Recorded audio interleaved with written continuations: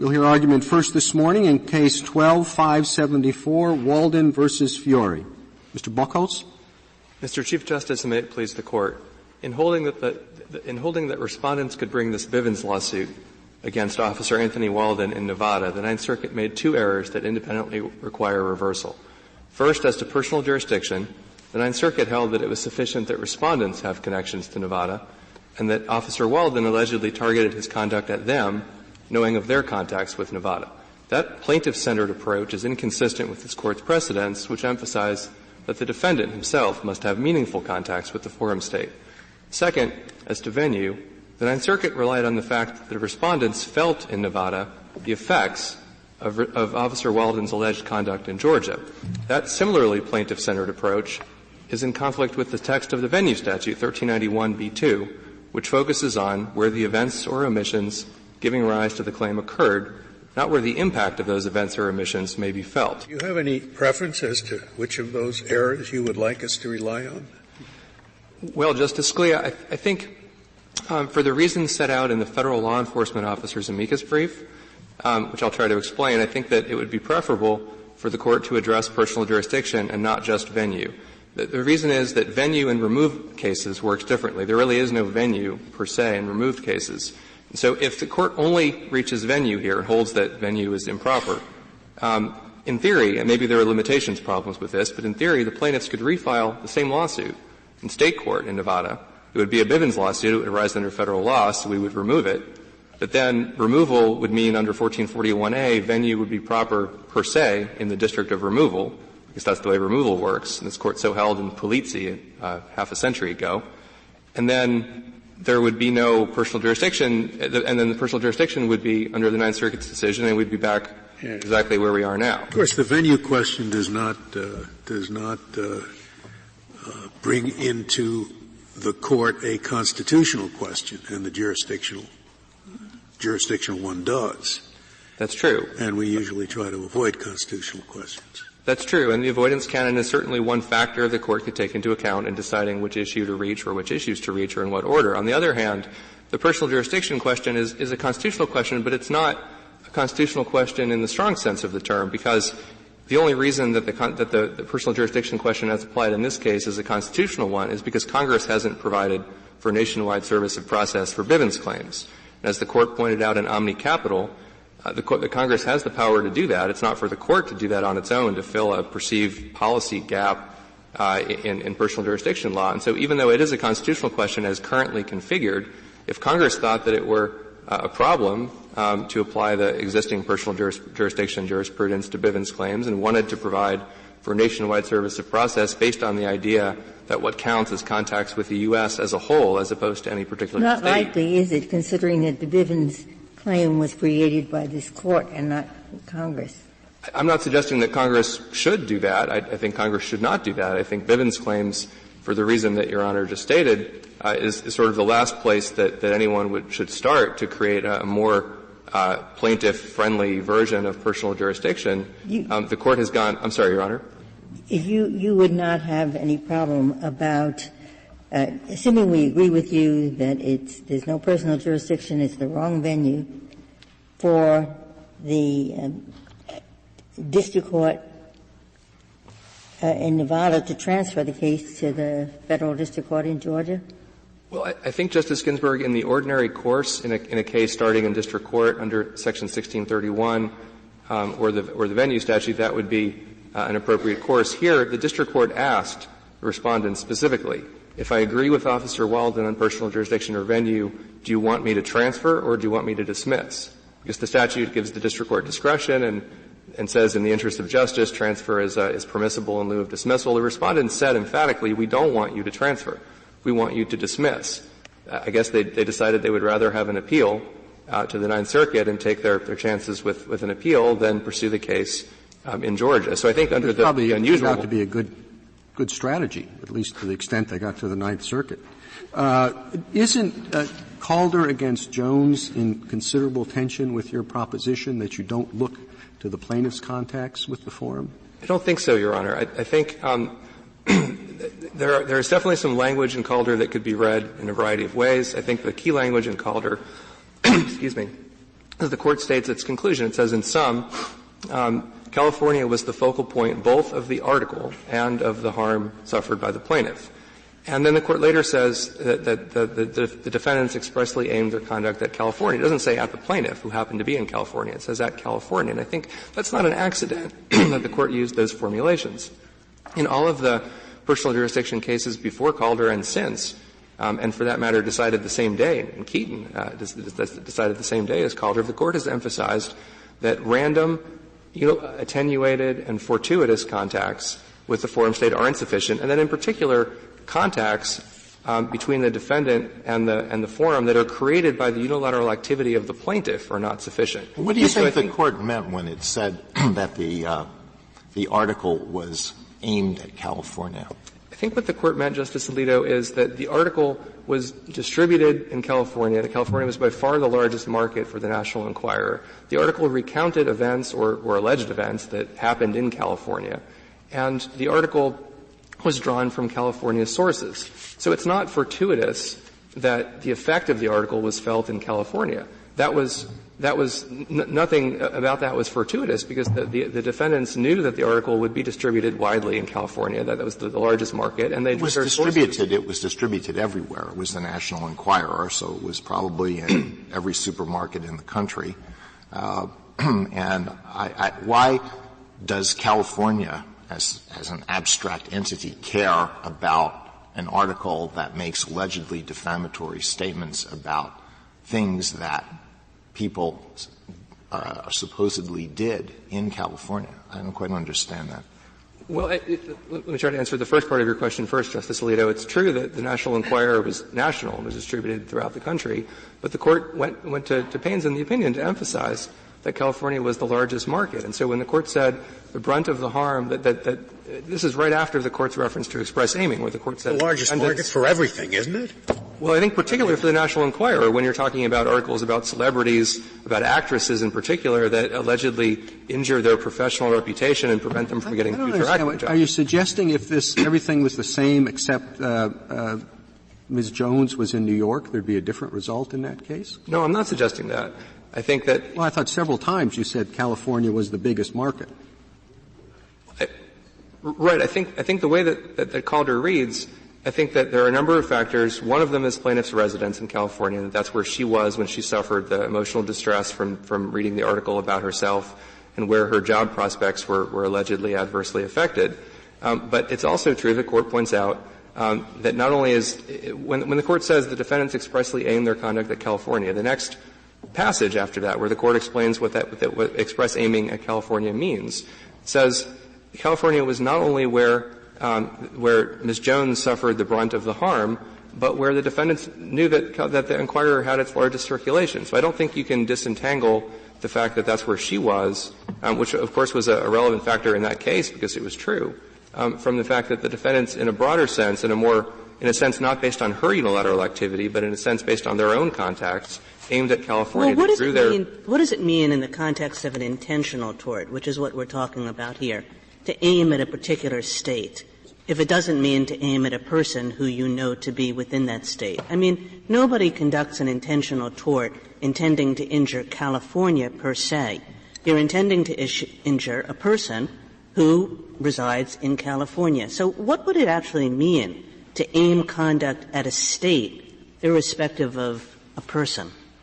Well, Justice Kagan, I think the answer is that it could take a few forms, and it depends on the type of case. And it would be very difficult to try to come up with the single, sort of comprehensive, unitary answer to that question that would govern all types of cases. I think the way that the plurality put it in J. McIntyre for intentional tort cases is that maybe you're intending to obstruct the laws of the forum state. That would be more meaningfully aimed at the forum state qua state and not just somebody who happens to be in it or have a connection to it. Another way that conduct could be aimed at a state would be if it's a species of purposeful availment or purposeful direction, where you're projecting your conduct into that state, whether that's physical and literal or whether it's through some indirect or technological means. Well, suppose I'm sorry, please. For some benefit, for some reason, where you're projecting your conduct into that state, not just because that's where the plaintiff happens to be, which is incidental and irrelevant to you, that the plaintiff is there as opposed to anywhere else, but because you're seeking that state out. That could be, it could be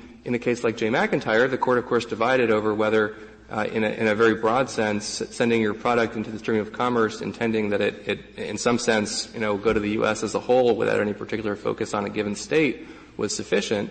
But at least there you have the intent to serve the U.S. market as a whole. And so you at least are on notice that your own conduct is putting you at risk of being held into court in any one of the states. Yeah, I mean, I guess I just the McIntyre example is a very different kind of example, because in those cases you really are talking about a company seeking to serve a general market in a state. But intentional tort cases don't usually have that quality.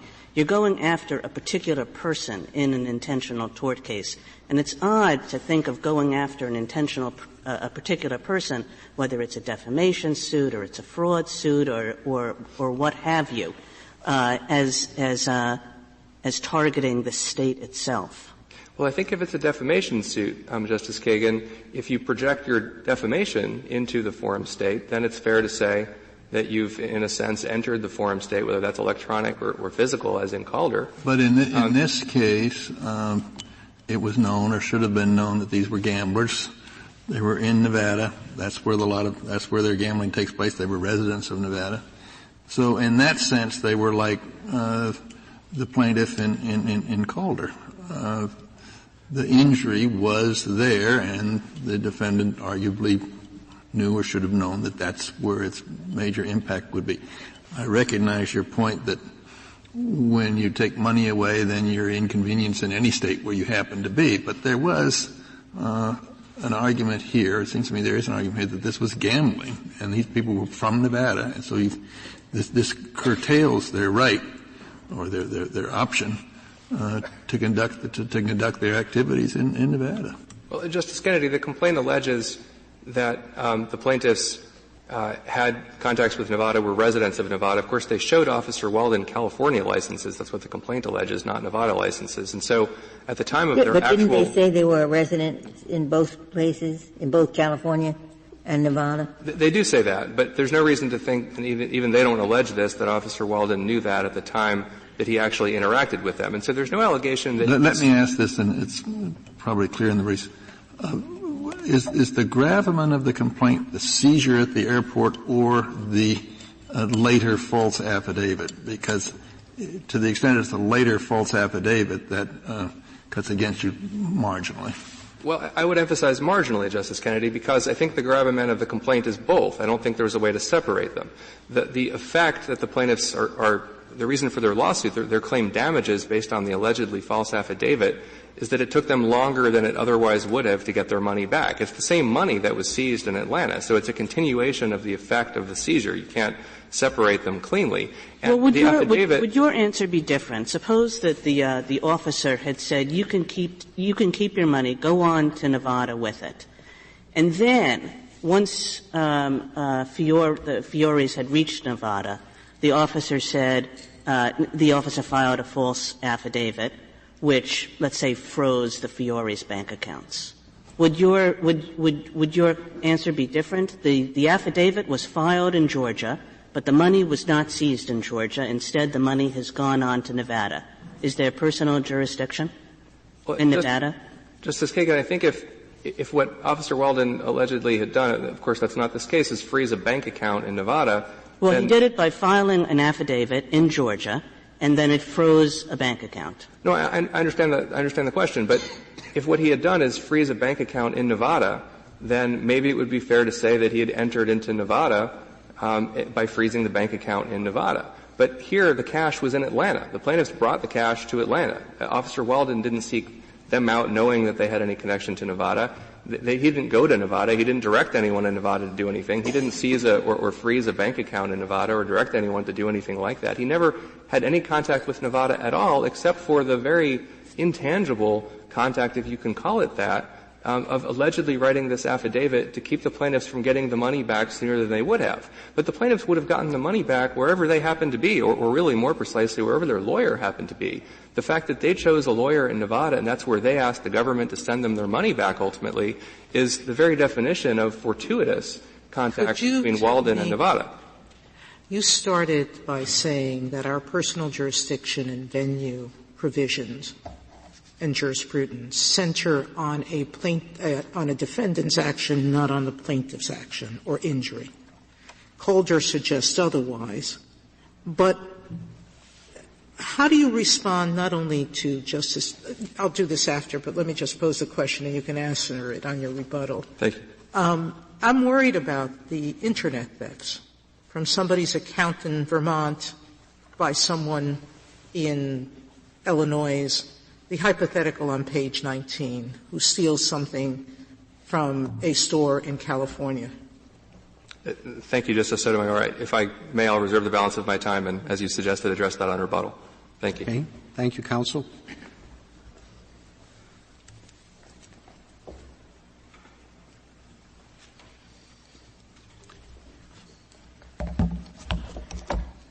Ms. Sherry? Mr. Chief Justice, and may it please the Court, if I could start with this Court's decision in Calder, because the facts of this case stand in stark contrast to Calder. In Calder, the article was all about the state of California. It was about the California activities of a California resident whose career was centered in California based on California sources and in a magazine where its primary publication was in California. Here, even if you were to focus just on the affidavit is in every real sense focused on the state of Georgia.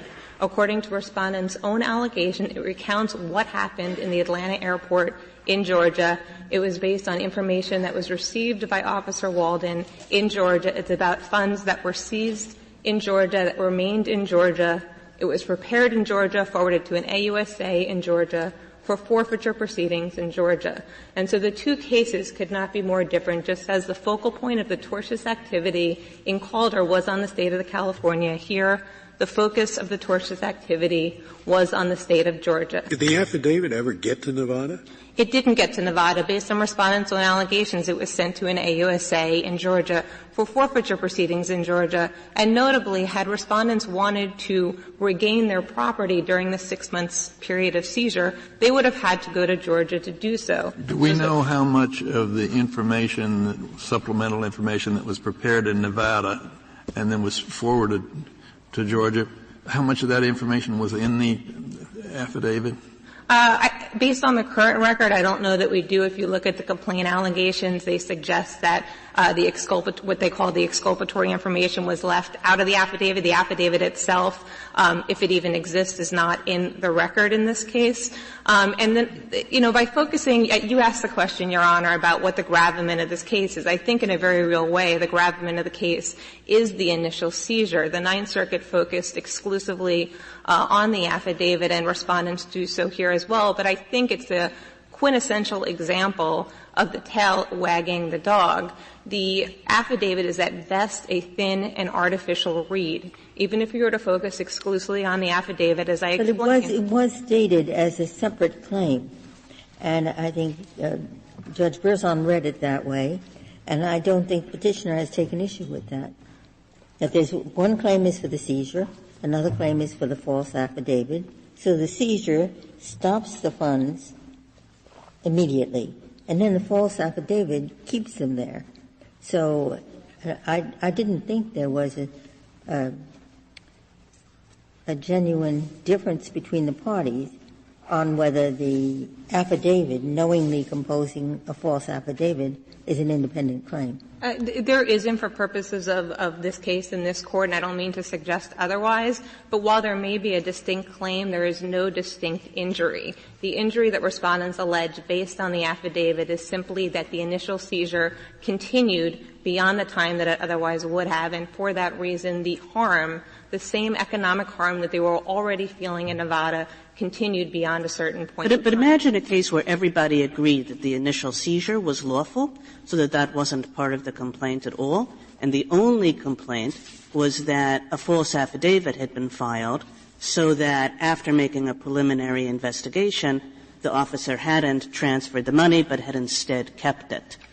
And again, obviously that's not this case, but I don't think that case would be any different because assuming that the affidavit looks the same as it's alleged to look in this case, it would still be focused at money in Georgia and everything about it would still be related to Georgia. Again, the only connection to Nevada would be the fact that respondents felt some harm in that state. It's not a harm that's unique in any respect to Nevada. It's a harm that they would have felt no matter where they traveled, if they had gone to their other residence in California, if they had left on another. And that would be true even if the respondents had never been in Georgia?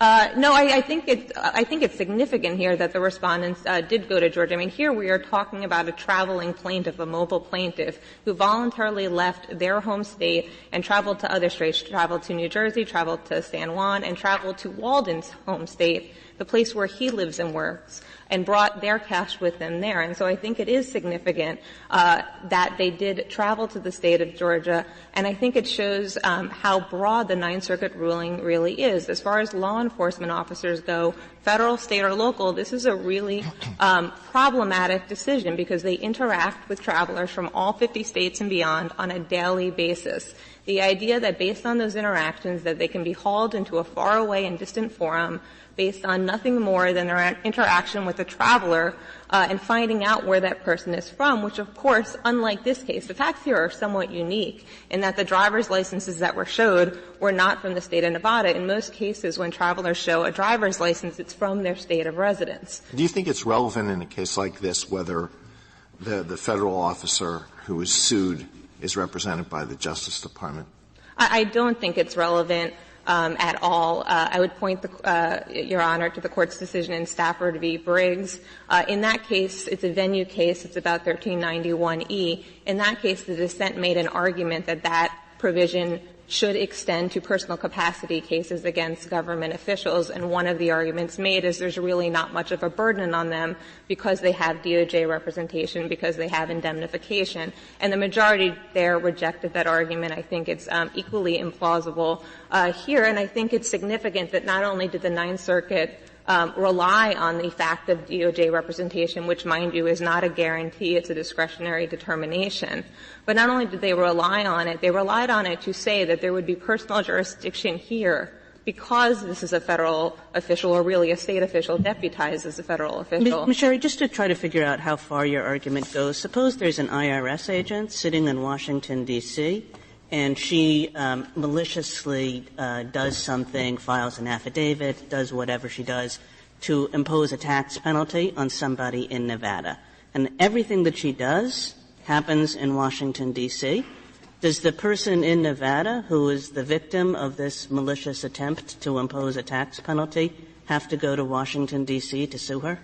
I think there's more difficult questions there where the individual hasn't left the state at all and where it's targeted at the state. I think that comes to Your Honor's question about she's a very mobile person. She lives in Nevada, but she goes other places.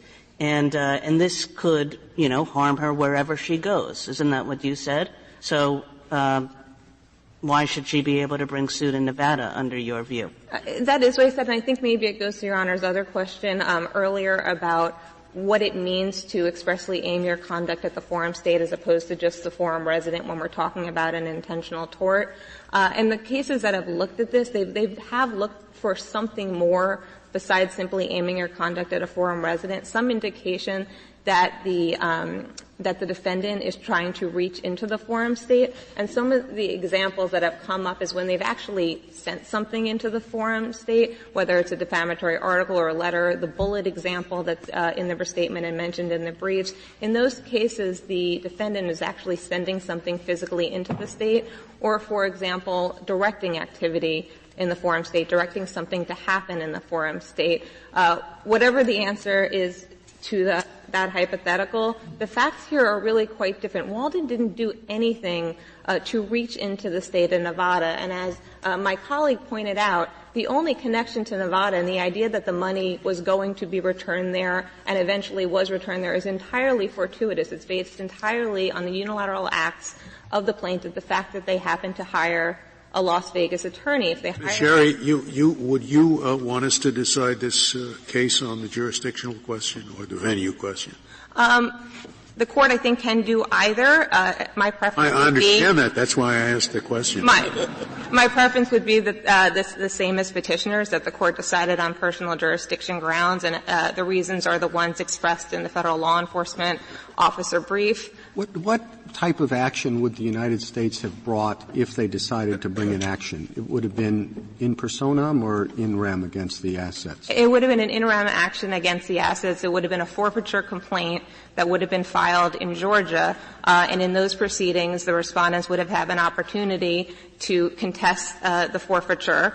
If during either the pendency of those proceedings or even before those proceedings, if they had wanted to seek to regain control of their property, they would have had to file a motion or a petition in the state of Georgia. They wouldn't have been able to file one in their home state. And again, those are the statutes that we cite at page 31 of our brief. The consequence of the Ninth Circuit's decision here really is to allow personal jurisdiction as well as venue to travel with a mobile plaintiff in a way that it cannot travel with mobile chattel. We've talked mostly about personal jurisdiction here, but if I could just take a quick moment on venue and point the court to the Leroy decision in 1979. Nobody contests that there would be no venue in the District of Nevada under the Leroy decision. The language change in 1990 does nothing to change that. It does nothing to change the result in Leroy. Respondents avoid the statutory text, and I think it resolves this case. Thank you. Thank you, counsel. Mr. Goldstein. Mr. Chief Justice, may it please the Court, you are being asked by the other side to write an opinion about personal jurisdiction that is going to try and slice the salami very, very, very thin, that is going to create a huge amount of confusion about these facts versus the facts in Calder, and that is going to be very, very difficult to reconcile with the Internet cases and the cases that the lower courts are constantly confronting about where a person in State A intentionally injures a person in State B. And that person frequently doesn't shoot a gun into the other state. They sit at their computer and they steal money out of the bank account. They take the person's ID. They use their credit cards and the like. I think, in truth, the way the case is most likely to be resolved. They didn't really injure a person in State B here. I mean, these people were in Georgia when the injury occurred. Justice Scalia, we disagree, and so let me focus on your point and Justice Kennedy's question about which claim it is. The claim here, the complaint states two complaints, Judge Berzon recognized. One is about the seizure. It's exactly what you're describing. The other is about the false affidavit. And those really are different as a matter of law. I have a couple of citations to give you to explain how this legal process works. What happens is the DEA seizes the money at the Atlanta Hartsfield Airport. He takes the cash and he turns it into a locker. Then what happens is that we have to state a claim to the money. And when we state a claim to the money, they either have to do one of two things. They have to give it back to us as a matter of law, or they have to start a forfeiture process as a matter of law. And if you start the forfeiture process, you have to provide to the assistant U.S. attorney a factual basis for the forfeiture.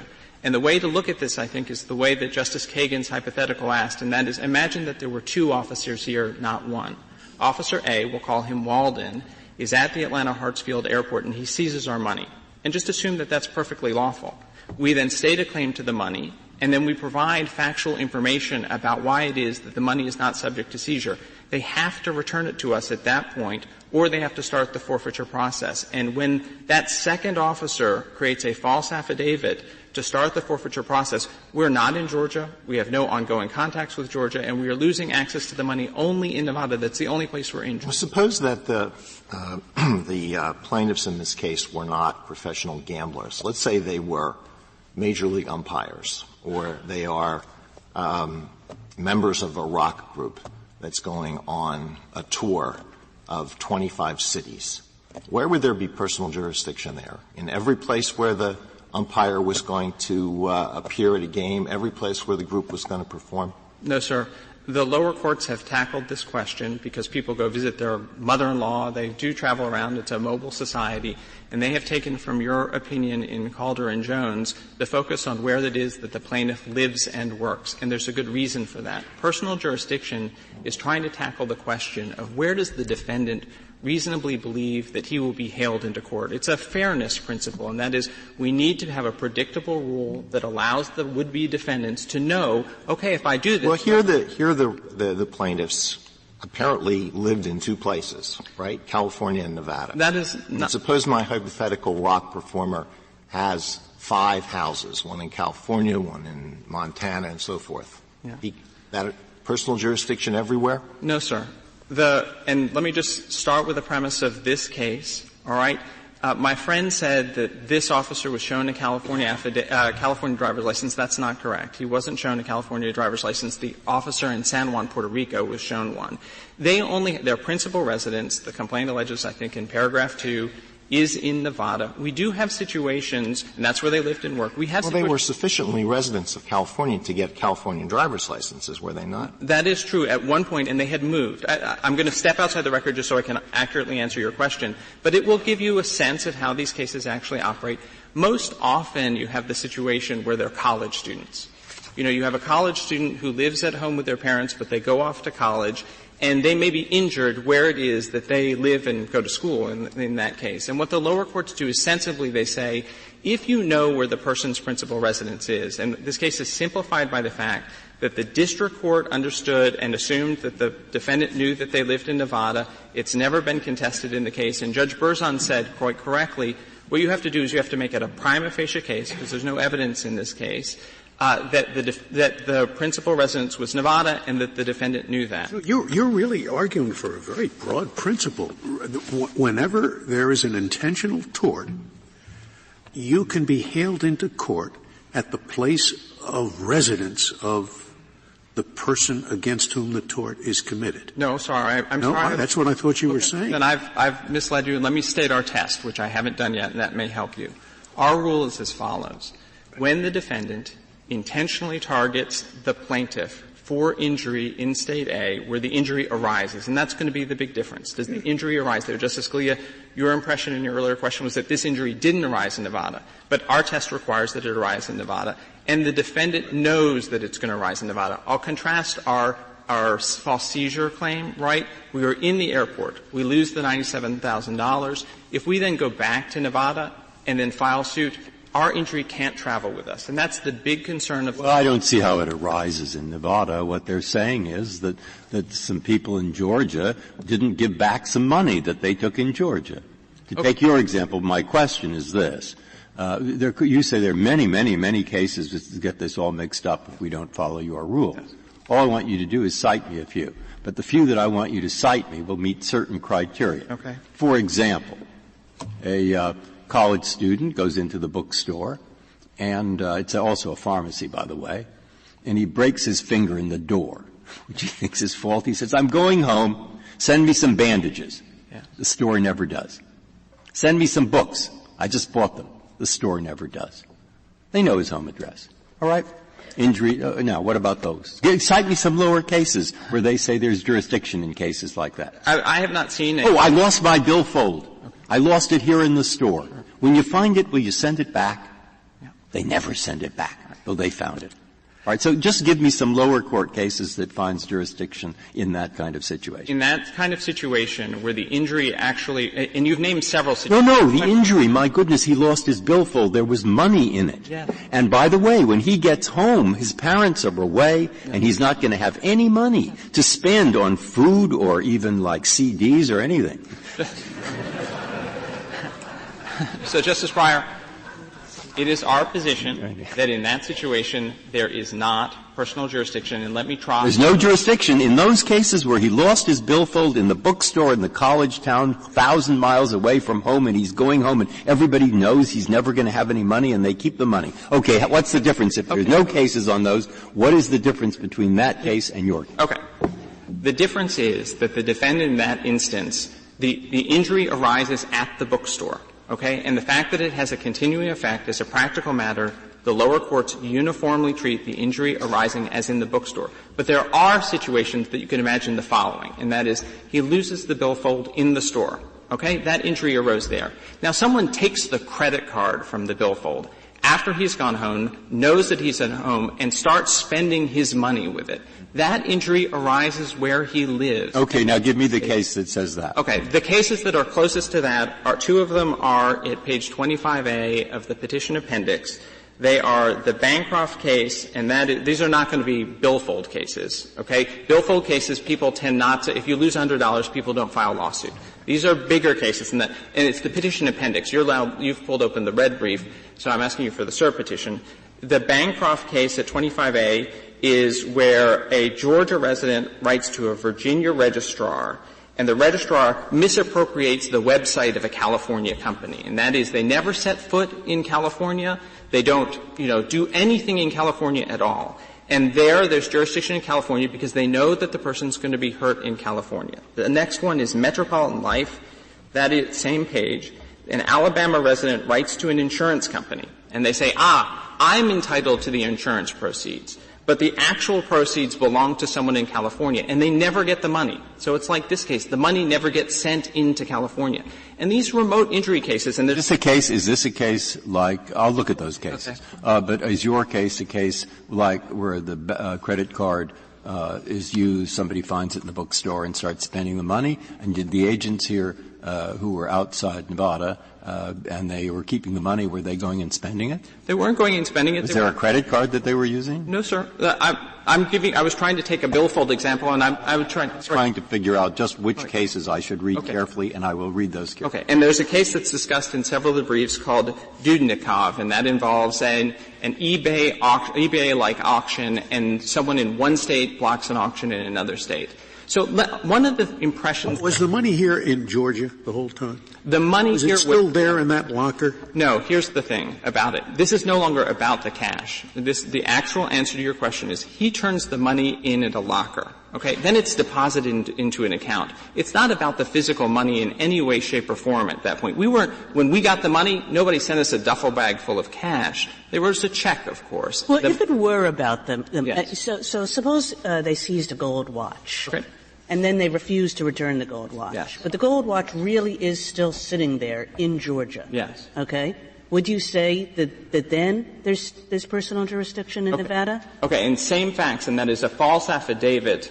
It's not just they seize it, it's they make a false affidavit. They seize it, and then there's a false affidavit keeping it. Yes, and the complaint is only about the false affidavit, but it's in reference to property that is indisputably in Georgia. Yes. I do think if you can prove an injury, which I think is very hard from the gold watch, let's say a computer, just to make it a little bit more plausible that they would be heard in Nevada, then yes, I do think if you can make out an injury, which isn't, the tort doesn't arise until the injury occurs. That's why the lower courts treat these cases as the tort occurring where the victim is. Mr. Goldstein, can I take you back to the origins of all of this? Yes. The main rule for personal jurisdiction traditionally is the plaintiff must go to where the defendant is, no matter how inconvenient that is for the plaintiff. Jurisdiction is defendant-centered. You're trying to hold the defendant. You have to go where he is. Then the long-arm age comes about, and we have specific jurisdiction, which, by the way, is what you're urging. Yes. You're certainly not saying they have all-purpose jurisdiction over Walden. And this Court, as the McIntyre decision indicates, has been pretty careful about specific jurisdiction. I mean, there wasn't enough that the machine blew up or cut somebody's fingers in New Jersey. They had to purposely avail themselves of whatever the standard words are. And here you're asking for really pushing this specific jurisdiction to the limit. The defendant has acted only in Georgia. He hasn't set foot outside the state. Okay. So I don't think we are trying to push the bounds. Let me make one point about McIntyre and then try and correct the misimpression that I think that's been left, that there are few contacts between Nevada and this case, and hopefully prove to you that there are far more contacts between this tort and this forum than will be true in the overwhelming majority of cases that the lower courts confront. And the point I would make, Justice Ginsburg, and it's made by the plurality in McIntyre, is that there have always been special rules for intentional tort cases. That's the distinction, and that's why Calder comes out the way it does, citing Restatement Section 32nd of the second Restatement of the Conflict of Laws.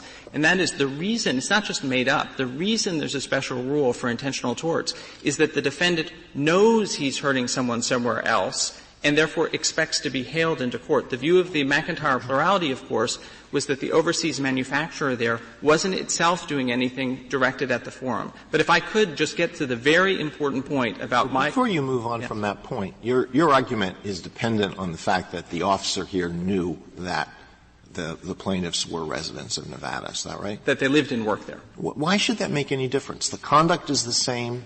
The injury is the same. What if he didn't know? Then there would be no personal jurisdiction. That is actually generally what the lower courts hold, and their reason is that the defendant is doing something knowing that he may be hailed into that court. It is a defendant-favoring rule that attempts to give predictability. Now, if that's wrong, it doesn't hurt my case, because as the case comes to you, it's not. You could say that about whatever rule we adopted. Once we adopt the rule, when the defendant will know that if he violates that rule, he's going to be hailed into court. Justice Scalia, there is it's sort of a self-fulfilling point. Right. It's almost like the Fourth Amendment reasonable expectations of privacy. There is a circularity here, but it's not entirely circular because we're talking about a specific state here. It's not that he knows that the plaintiffs might live in Georgia or might live anywhere in the United States. It's a very specific state, and that's why it's not circular. Now, if I could just help you understand our view that there are a lot more contacts between this tort and Nevada than in the great, at least 90% of the cases the lower courts are confronting. So here are the points that I would make about those contacts, and there are 6, and I will try and be brief. The case involves money owned by Nevada residents, $30,000 of which originated in Nevada and all of which was on its way to Nevada. Second, the defendant intentionally hurt the plaintiffs knowing that they would lose access to the money in Nevada where they lived and worked. Third, we will use documents in Nevada to prove that his action was intentional because it omitted the information that the defendant requested. This is not us unilaterally sending money. At the Atlanta airport, he said, send us the proof that the funds are legitimate, that he requested and received from the plaintiffs in Nevada, and that he learned in searching a Nevada law enforcement database, which is paragraph 79 of the complaint. The 2 last points I would make is that the plaintiffs will show that they were deprived of the money in Nevada until the Nevada lawyer they had to hire used records in Nevada to persuade the government to send the money to Nevada. And the plaintiffs in their case, of course, will show, because it is the fact that they are gamblers working in Las Vegas, that the economic injury occurred to them there. Now, if you think that's not enough, if you conclude that's not enough, you are closing the door absolutely to all of the Internet cases, because those are cases where someone sits at the computer and targets someone in another state. When you're talking about the Internet, you're in a different world, but the facts here are old-fashioned. Everything that happened here could have happened in 1920. Yes. Could have happened in the 19th century. Yes. So I don't see what the Internet has to do with this. Justice Alito, you always tell us that you've got to write a legal rule. And there is no special personal jurisdiction rule, and the lower courts Yes, well, there it seems to be, because it's hard to think of an Internet case where a defendant wouldn't be having communications with people in the foreign state, wouldn't be inviting business, wouldn't be doing all kinds of things. So there are many kinds of Internet cases, but I don't automatically see in deciding this that we're deciding any of them. Justice Breyer, the kinds of Internet cases, and it's wrong for me to just say Internet. The kinds of cases that I'm talking about are the fraud cases, the intentional tort cases. Like what? You're sitting in Georgia, you don't, but someone is sitting in Georgia and they steal the identity of someone who's in Nevada. I wouldn't do that. I'm exactly right. That's why I took it immediately back, recognizing the error. You wouldn't know how.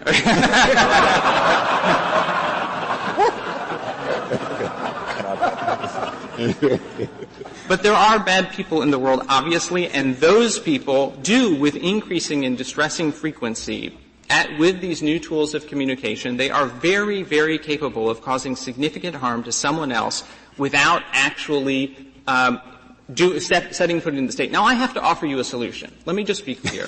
I recognize that this can go either way. Because if I say Internet cases, well, then I'm opening the door to potentially a very wide-ranging set of cases going into Nevada. And we have here the special case of a law enforcement officer, and I believe that I do have the solution, and that is this is actually a case about transfer. It is not a case about jurisdiction and venue. This is the unusual case where the defendant filed a motion to dismiss and did not file a 1404 motion to transfer. And this case is you should treat it like Atlantic Marine. Because what you need to do is recognize, I think, that there's the big category of jurisdiction. Where there's jurisdiction, there's a subset, there is venue. That's where you can file a lawsuit. That is not where the case is going to be litigated.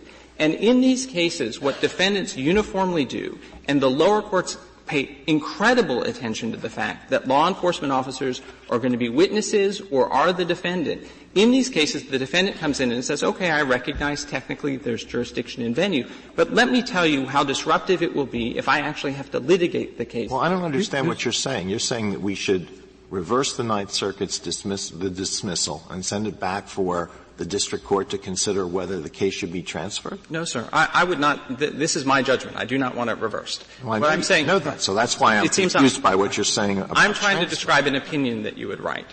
And the opinion that I think you would write is this, and says, look, personal jurisdiction in the wake of Calder, particularly where there are contacts here, exists. Venue exists because several of these are events and omissions, including the injury that occurs in Nevada. But what we expect the lower courts to do in a case like this is to pay particular attention at the beginning of the case, as we do with qualified immunity, to have an efficient process in which the defendant can say. But you're asking the court to decide a big-ticket item, personal jurisdiction, and what the theory that you're proposing would apply not to just to Officer Walden, but it would be about as far out as any specific jurisdiction case I know. So the court shouldn't say, well, jurisdiction, okay, venue, okay, but consider transferring it to Georgia. That seems to me wild. Justice Ginsburg, I am not trying to just skip over. I've talked for this entire time about why I think we're right on jurisdiction and venue, and I'm pleased to return to the issue.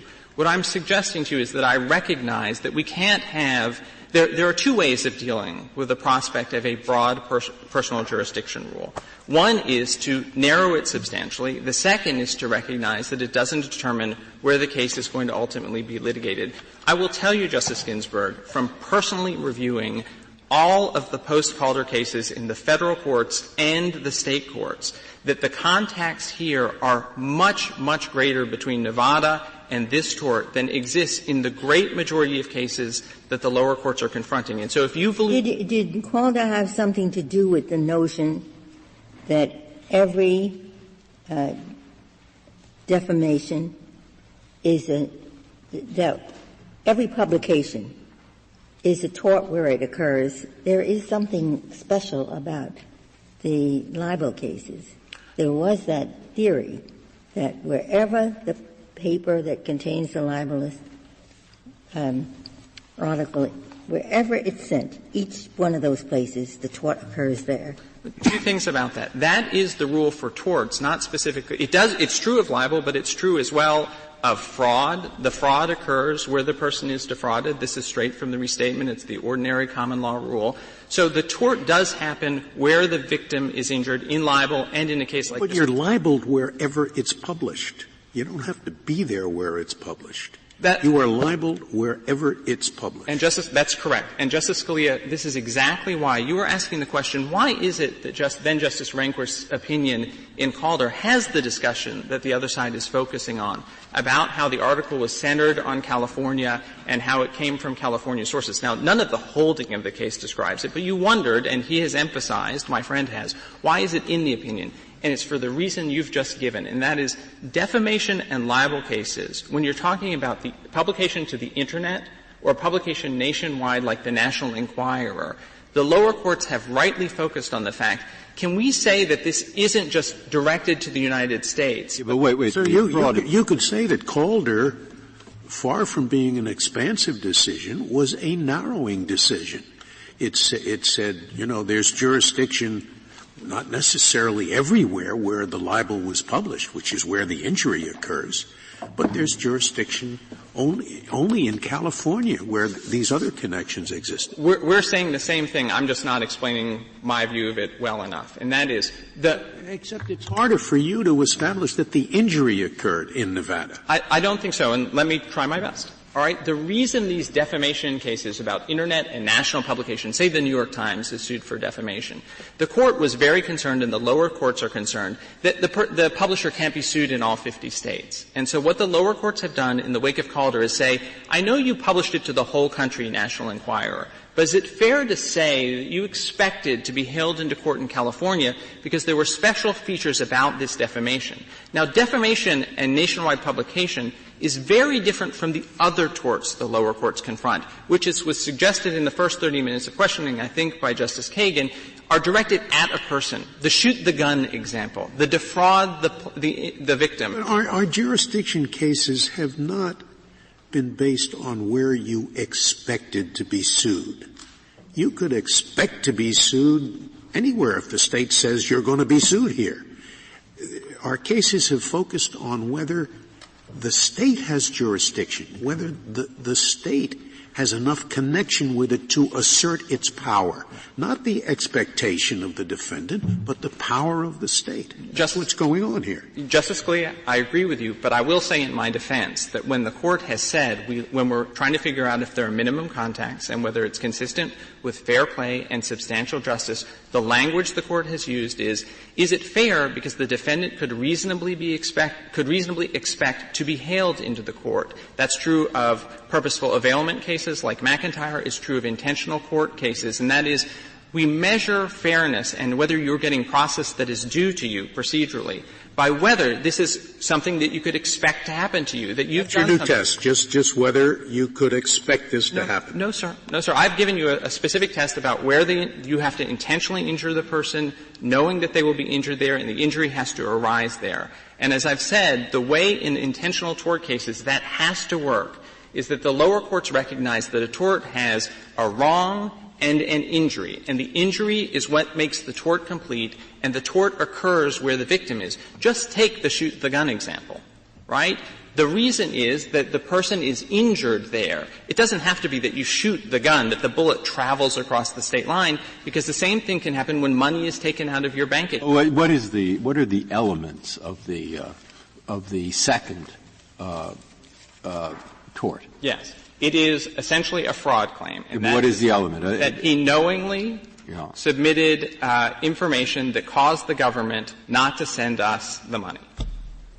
No, also, injury element? Right. Yes. That is, there's no. How do I find that? Because you see, in the fraud case, the element includes the victims being misled. Yes, that's true. That's not necessarily true here. I wonder that. No, well, it's actually not the case that the victim has to be misled in fraud, Justice Breyer. So, for example, it has to be a misrepresentation. Yes, a knowing material to. Yes. Material to. Here to the government's decision. Not here, but material to normally. It has to be material to the obtaining, say, of property. Right. Or the refusal to return. Now, where do I find the elements of the tort that you're alleging here? The tort that we are alleging here is essentially common law fraud under Bivens. I can give you citations. I don't see anything in the complaint says anything like that. It just says where do I look to see it? Okay. The citations to the complaint would be paragraphs 99 to 101. It's alleged to violate the Fourth Amendment and our due process rights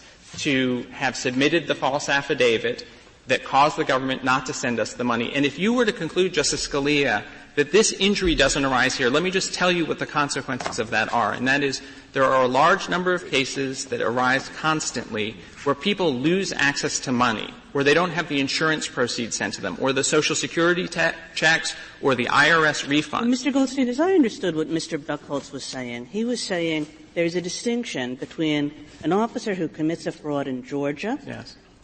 When your money is in Nevada, and so he commits a fraud and he freezes your bank account in Nevada, versus he commits a fraud by filing this affidavit, but it's as to money that is located where he is, not where you are, but where he is in Georgia. Right. That's the distinction I understood him to be drawing.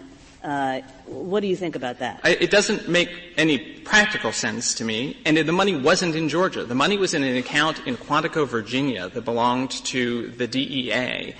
What difference does it make as a matter of personal jurisdiction between the following two cases? And that is the defendant sitting in Georgia steals money from my bank account in Nevada, or the defendant sitting in Georgia causes the government not to send me the money. Because one of the elements of the crime in the second case, no element of the crime or no element of the tort, it's only the injury, which isn't an element of the actual underlying behavior that gives rise to, and in the first case it's the other. There's an element that takes place there. That's what I'm looking for. Okay. I'm looking for that. I'm not saying I have it. Right. But that's why I asked you the question I did and was then. I believe that the elements of the tort that Justice Kagan is describing are the same elements that I'm talking about here. It's just where the money starts. What if the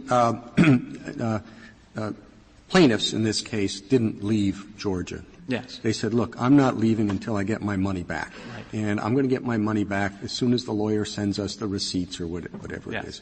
Is that a different case? It is a different case, Mr. Chief Justice. And the lower courts say the real question is where is this a kind of injury that will arise where the plaintiff lives and works? And any case — I thought your arguments were basically it does arise where he lives and works because it's in Nevada. And he still lives and works in Nevada, even if he stays in Georgia and says, I'm not leaving till I get the money. No, that is, for example, on our seizure claim, we acknowledge that at the very least there wouldn't be venue. And there's another difference in addition to the fact that they had returned to Nevada and they had returned to living and working. And that is in our actual case, we have the documents that are sent at his request from Nevada. We have the fact that he searches the Nevada law enforcement databases, and we have the fact that the money is going to be sent by the government to Nevada. It's requested by their Nevada lawyer sending documents from Nevada. And so those are, if we think of Calder as a case in which there's not merely injury in California, but a few extra factors that were in California, that's much more this case than it is any of the other cases that the lower courts are confronting. I would just discourage the Court, if I could. Except, Mr. Colston, yes. It is of no consequence to Walden whether this person is from Alaska, Nevada. In Calder, the article was about a person in California. The sources came from California. The paper had its principal circulation in California. It seems to me there's nothing resembling that in this case. Justice Ginsburg, to my mind, what resembles it are the documents that go from Nevada to the defendant, and we think that's specific to the fact that it was a libel and defamation case. Thank you. Thank you, counsel. Mr. Buchholz, you have 4 minutes remaining. There was a lot of talk about intentional torts being different, and how there should be a different rule in intentional torts. And I want to start just by emphasizing the implications of that. The other side is putting all their eggs in the basket of what's in Officer Walden's mind, triggering some different personal jurisdiction inquiry. And my friend even referred to qualified immunity by analogy, but I think that analogy is very important, and it shows why it would be unworkable to make personal jurisdiction turn on what's allegedly in the defendant's mind. This Court initially created qualified immunity on that model as based on subjective good faith. That turned out not to work because subjective good faith.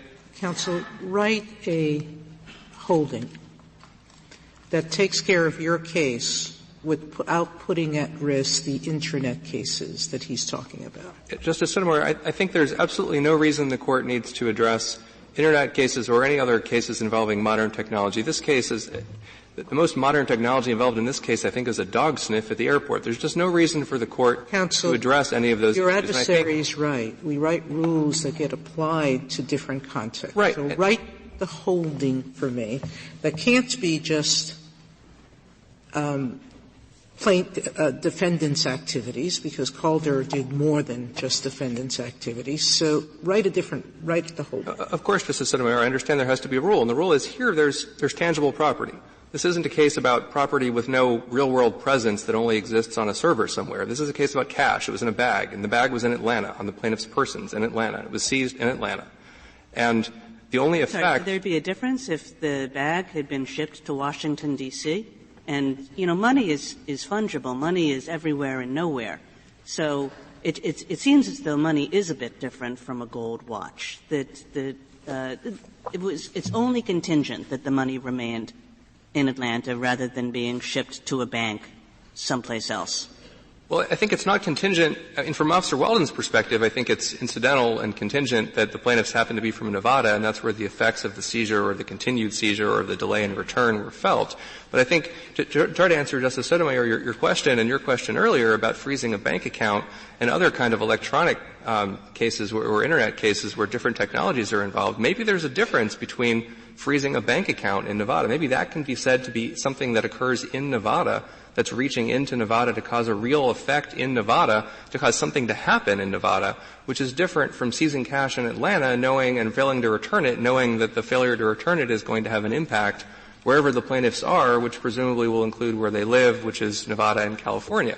So maybe there's a way to draw a line between freezing a bank account in Nevada, or in Bancroft and Masters and Dudnikov, the cases that my friend relied on, there were real-world activities happening in the forum state. In Dudnikov, there were goods. There were fabric prints that existed in the real world, and they were in Colorado, and they were to be sold in Colorado. Could this record or these complaints be read to support the conclusion that the injury was substantially altered by the false affidavit, based on the misuse of the information received from Nevada? Well, Justice Kennedy, I think the complaint, again, we're not challenging the reading by the lower courts that there's a claim based on the affidavit that's distinct from the claim based on the seizure. On the other hand, the complaint only has a Fourth Amendment claim in it. That's the only source of law that the complaint relies on. And the Fourth Amendment injury was complete upon the search and seizure which occurred in Atlanta. The quantum of damages wasn't known yet at that time because the plaintiffs didn't know whether they'd get the money back or when or what might happen in between. But that Fourth Amendment injury occurred then and there. And so the fact that maybe their consequential damages are higher because they didn't have the use of the money for longer as opposed to shorter, I suppose that could increase their damages, but it doesn't fundamentally change the nature of this case as one that has no meaningful connection between Officer Walden's conduct, all of which occurred in Atlanta, and Nevada. You say the affidavit wouldn't give rise to a Fourth Amendment claim. I think Judge Ikuda made that point below, Justice Scalia, and I would agree with that. That, however, is what the complaint alleges, and we're here on personal jurisdiction and venue and not on the merits of the complaint. Again, the complaint alleges that there's this affidavit. May I finish, Mr. Chief Justice? You can finish your sentence. Alleges that there is this affidavit written in Georgia for the purpose of seizing funds that were seized in Georgia that were to be forfeited in Georgia. The only connection to Nevada is the fact that the plaintiffs allegedly felt the impact there. Under any of this Court's precedents, that's not sufficient. Thank you, Your Honor. Thank you, counsel. The case is submitted.